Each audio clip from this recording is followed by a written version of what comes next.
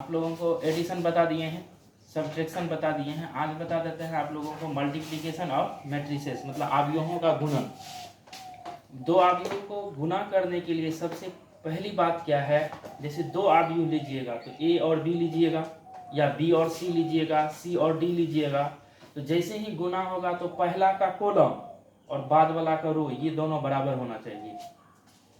अगर पहला का कॉलम बाद वाला का रो बराबर होता है तो वहाँ गुना का अस्तित्व होगा, अन्यथा गुना का अस्तित्व नहीं होगा। अभी हम बताएंगे कैसे गुना किया जाता है, तब गुना करके उसके एलिमेंट को योगफल के रूप में लिखा जाता है।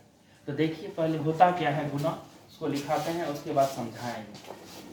Multiplication of matrices, multiplication of matrices, अवयवों का गुणन, अवयवों का गुणन, या गुणनफल भी दे सकते हैं।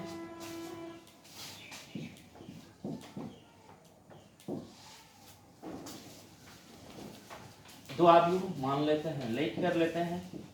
ए कोई मैट्रिक्स है, ए आई जे एम बाय एन।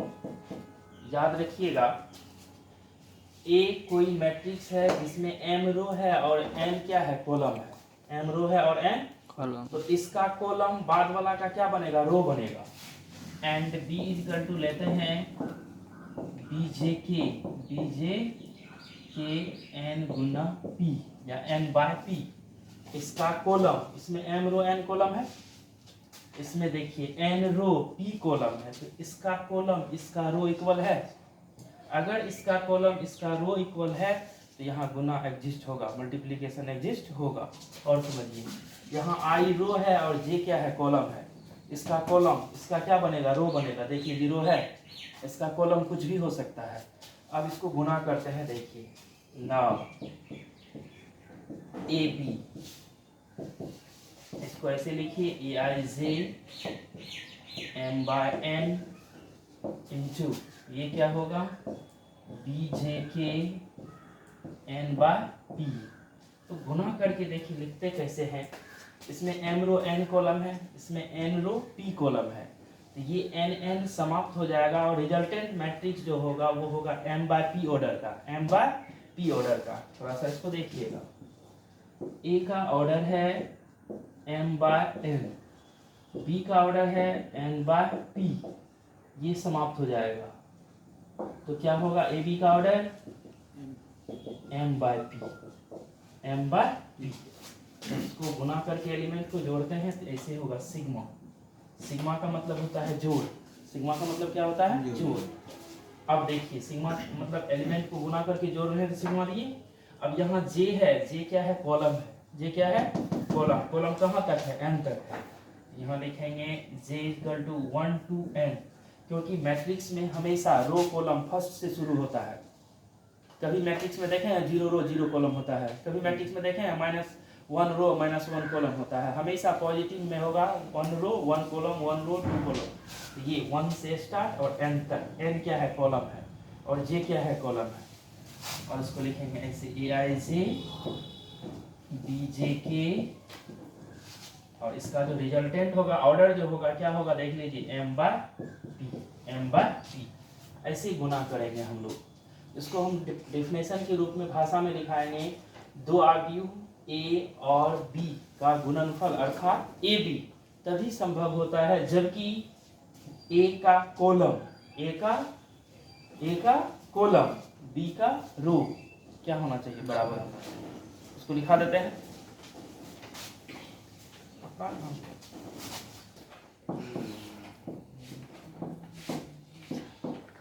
दो अवयव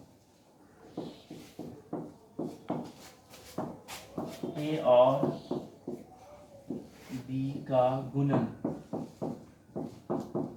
ए बी तभी संभव होता है, तभी संभव होता है जबकि ए में कॉलम की संख्या, ए में कॉलम स्तंभ होता है, स्तंभ की संख्या, बी में रो पंक्ति की संख्या,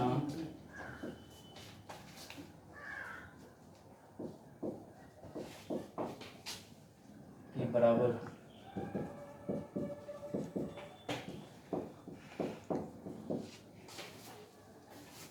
लैंग्वेज में दिखा दिए क्या, देखिए हमेशा याद रखिएगा, दो अवयव को जब गुणा कीजिएगा तो तुरंत चेक कर लीजिएगा, जो शुरू वाला का कॉलम बाद वाला का रो अगर ये बराबर है तो गुणा होगा, अगर शुरू वाला का कॉलम बाद वाला का रो बराबर नहीं है तो गुणा वहां संभव नहीं। वही लिखाए हैं, दो अवयवों ए और बी का गुणन ए बी तभी संभव होता है जबकि ए में कॉलम की संख्या बी में रो की संख्या के क्या हो, बराबर हो। और समझिए, अगर ए बी परिभाषित होता है तो बी ए परिभाषित होगी, ये कोई आवश्यक नहीं है, हो भी सकता है या नहीं भी हो सकता है। होगा कहाँ, जहाँ स्क्वायर मैट्रिक्स होगा, वर्ग अवयव होगा, वहाँ ए बी और बी ए दोनों परिभाषित होगा। अब क्वेश्चन है, अगर ए बी और बी ए दोनों परिभाषित होता है तो क्या दोनों इक्वल होगा, नहीं होता है इक्वल, ए बी और बी ए आपस में इक्वल। यही कारण है इसमें क्रम विनिमय नियम का पालन नहीं होता है, इसमें क्रम विनिमय नियम का पालन नहीं होता है। अगर ए बी परिभाषित होता है, बी ए परिभाषित होता है तो दोनों क्या होगा, वर्ग अवयव होगा। एक स्थिति और होता है, क्या, अगर ए की कोटि है m बाय n और बी की कोटि है n by p, m by n, n by m, तो वहां ए बी और बी ए दोनों डिफाइंड होगी। हम पॉइंट बना के आपको लिखा देते हैं, उसके बाद एक एग्जांपल देंगे। यदि ए बी डिफाइंड होती है, डिफाइंड होती है तो बी ए डिफाइंड होगी, बी ए डिफाइंड होगी, यह आवश्यक नहीं होता है, नहीं होता है। दूसरा पॉइंट है, यदि ए और बी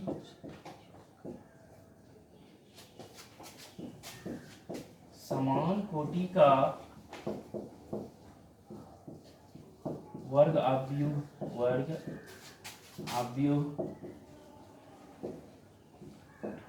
होता है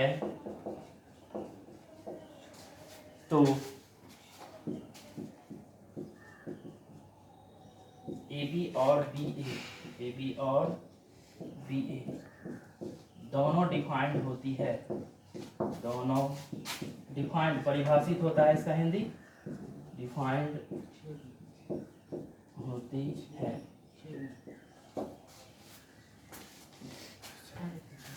तीसरा कंडीशन, यदि ए एक m बाय n ऑर्डर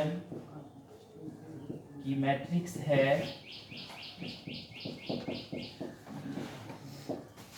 और ए बी एवं बी ए दोनों डिफाइंड होती है, ए बी एवं बी ए दोनों डिफाइंड होती है, दोनों डिफाइंड होती है तो B n by m order की मैट्रिक्स होगी।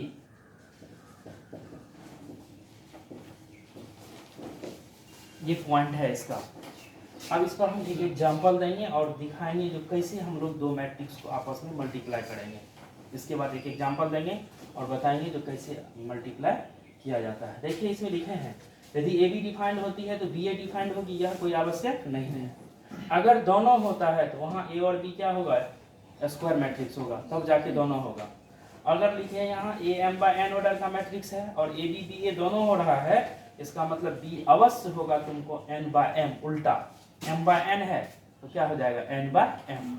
2/3 3/2, तो वहाँ ए बी और बी ए दोनों डिफाइंड होती है। अगर ए बी और बी ए दोनों डिफाइंड होती है तो दोनों आपस में इक्वल होगा, यह कोई जरूरी नहीं है। और यही कारण है जो इसमें कम्यूटेटिव लॉ का पालन नहीं होता है, इसमें कम्यूटेटिव लॉ का पालन नहीं होता है। सुनो, अभी जो आपको पढ़ाए हैं इसका थ्योरी, इस पर एक एग्जांपल देते हैं और कैसे गुना करेंगे देख लीजिए। सिग्मा वहाँ लिखे थे ना सिग्मा, यहाँ भी देखिएगा गुना करके एलिमेंट को क्या करेंगे, ऐड करेंगे, जोड़ेंगे। एक एग्जांपल, यदि ध्यान दीजिए a इक्वल टू 2 3 1 4 5 6, इसमें है 2 रो 3 कॉलम्स, इसका ऑर्डर है 2/3।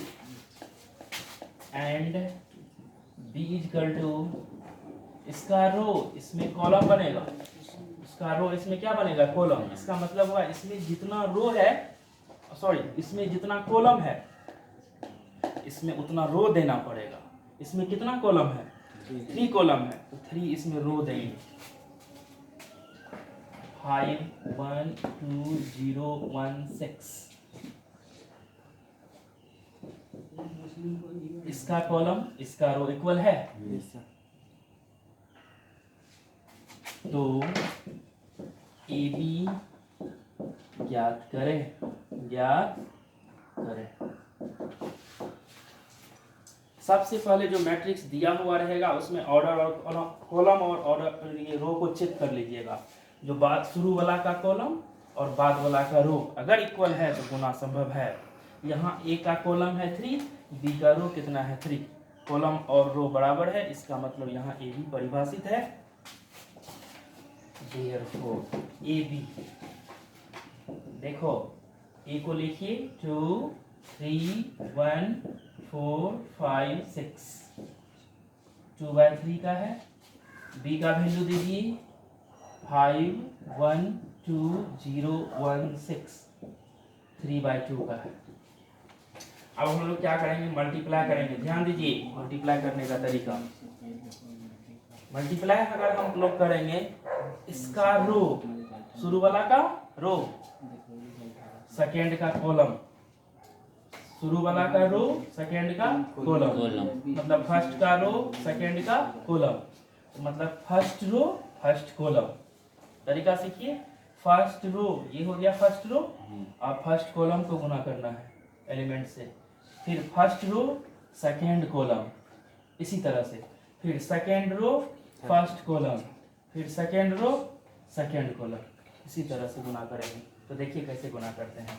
ये है फर्स्ट रो और इसको फर्स्ट कॉलम से गुना करना है, तो 2 को किससे गुना करेंगे, 5 से। 2 × 5, वहाँ हम सिग्मा लिखे थे वही सिग्मा यहाँ प्लस आ रहा है। फर्स्ट रो को फर्स्ट कॉलम से, जैसे जैसे इधर से आगे बाएं से दाएं बढ़ेंगे उधर ऊपर से नीचे जाएंगे। फर्स्ट रो फर्स्ट कॉलम, तो 2 × 5 plus 3 × 2 plus 1 × 1। First row first column हो गया। अब first row second column 2 × 1 plus 3 × 0 plus 1 × 6। First row first column हो गया, फर्स्ट रो सेकेंड कॉलम हो गया। अब फिर second row first column 4 × 5 plus 5 × 2 plus 6 × 1। अब ये है क्या, सेकेंड रो फिर second column, second row second column, ये हो जाएगा 4 × 1 5 × 0 प्लस 6 × 6। अब आप गौर से देखिए, आप जो गुना किए हैं मैट्रिक्स में, इस रिजल्टेंट मैट्रिक्स में 2 रो है और 2 कॉलम है। First row second row, first column second column, इसलिए इसका ऑर्डर होगा 2/2। 2/2 हम आपको बताए थे, ए का ऑर्डर अगर है यहाँ 3/2 बी का ऑर्डर है यहाँ 3, एक ऑर्डर 2/3 है, एक ऑर्डर क्या है 2/3 और 3/2, ये समाप्त हो जाएगा ना। ये ए बी का ऑर्डर हो जाएगा 2/2, देख लीजिए 2/2 मिला। अब आप इसको ऐड करके लिख दीजिए, therefore A B equal to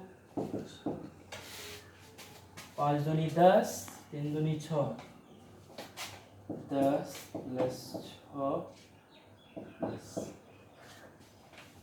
2 plus 0 plus 6, 20 plus 10 plus 6, 4 plus 0 plus 36, 2/2। और आपका आंसर होगा 17, 8, 36, 40। ये है आपका आंसर। ऐसे हम लोग दो मैट्रिक्स को मल्टीप्लाई करेंगे। सबसे पहले चेक कर लेंगे जो फर्स्ट का कॉलम सेकेंड का रो अगर इक्वल है तो हाँ, शुरू वाला का कॉलम बाद वाला का रो इक्वल होगा तो वहाँ गुना होगा। और गुना करना कैसे है, इसका रो मतलब फर्स्ट का रो और सेकेंड का column, first row first column गुना कर लेंगे, फिर फर्स्ट रो सेकेंड कॉलम, इसी तरह से बढ़ते जाएंगे। उसमें जितना कॉलम होगा उतना मल्टीप्लाई होगा, वो हो जाएगा। तो फिर first second row first column, second row second column, इस तरह से गुना करके एलिमेंट को जोड़ देंगे और वही आपका क्या हो जाएगा, आंसर हो जाएगा। वही आपका आंसर होगा। सेकेंड एग्जांपल है, देख कर लेते हैं। a इक्वल टू 2 3 1 0, 2/2 ऑर्डर का है। इसका मतलब 2 रो है और 2 कॉलम्स है, इसको बोलते हैं हम लोग स्क्वायर मैट्रिक्स। क्या बोलते हैं, square matrix. And b equal to 1 2 3 0 4 6। इसमें है, इसका ऑर्डर है 2/3। इसका ऑर्डर कितना है 2/3।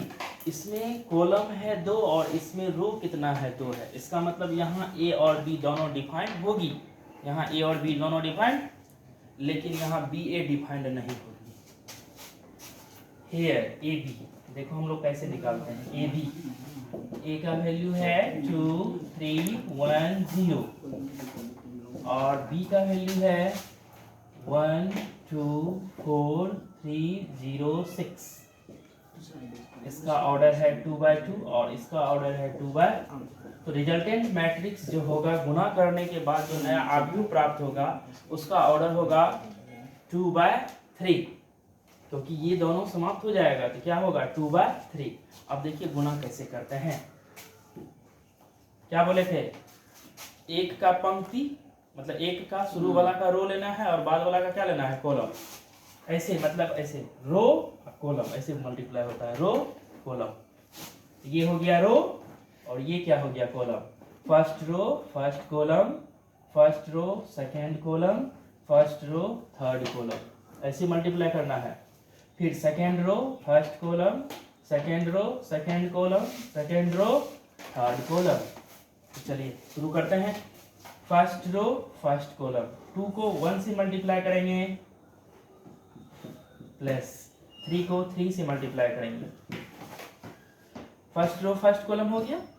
फर्स्ट रो सेकेंड कॉलम, 2 को 2 से मल्टीप्लाई करेंगे, फिर 3 को 0 से मल्टीप्लाई करेंगे। फिर फर्स्ट रो थर्ड कॉलम, 2 को 4 से मल्टीप्लाई करेंगे, फिर 3 को 6 से मल्टीप्लाई करेंगे। First row first column, first row second column, first row third column हो गया, देख लीजिए। अब करना है second row first column, second row first column, फिर second row second column, second row third column कीजिए। Second row first column,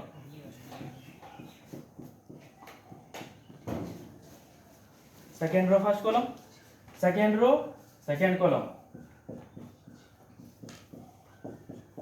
second row second column, फिर second row, third column, 0 into 6। ये जो नया मैट्रिक्स मिला है आपको, इसमें देखिए कितना रो है, 2 रो है, और कॉलम कितना है, 3 कॉलम है, इसलिए इसका ऑर्डर जो होगा वो हो जाएगा 2/3 का। अब इसको हम लोग ऐड करके लिख देंगे और वही आपका आंसर हो जाएगा 9, 11 होगा। उसके बाद ये कितना होगा, 4, ये 24, ऐड करके देखो, 18 में, ओहो 18 में 8 को ऐड कीजिएगा ना, 26 होगा। और ये हो जाएगा कितना, 1 होगा, ये 1 होगा, और ये कितना होगा, 2, और ये 4। ये है आपका आंसर, ये आपका क्या है। ऐसे ही कोई भी 2 मैट्रिक्स दिया हुआ रहेगा तो क्या आप मल्टीप्लाई नहीं कर सकते हैं, कर लीजिएगा। हमेशा ध्यान देना है, इसका कॉलम उसका रो इक्वल है तो मल्टीप्लाई होगा, और रो को कॉलम से करना, ऐसे रो कॉलम, मतलब ऐसे रो कॉलम, एकदम प्रत्येक में एकदम करते जाना, ठीक ठीक है। ध्यान दीजिएगा थोड़ा सा, ए बी है, क्या है, ए बी, ये प्रोडक्ट में है, तो इसको लिखता है क्या, ए है पहले, तो प्रोडक्ट में है तो पहले वाला को बोलता है पूर्व गुणनखंड, उसको बोलते हैं प्रीफैक्टर। क्या बोलते हैं इसको, प्रीफैक्टर। इसका हिंदी होता है पूर्व गुणनखंड। क्या होता है, पूर्व गुणनखंड। और ये क्या है, बाद में है, इसको बोला जाता है पोस्ट फैक्टर। पोस्ट फैक्टर, इसका हिंदी लिखता है बाद वाला गुणनखंड, बाद वाला गुणनखंड।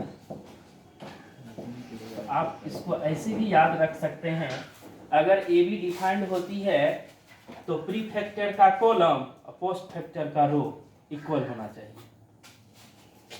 4ab, 4 शॉर्ट तरीका 4ab, मतलब मल्टीप्लिकेशन के लिए प्रीफैक्टर का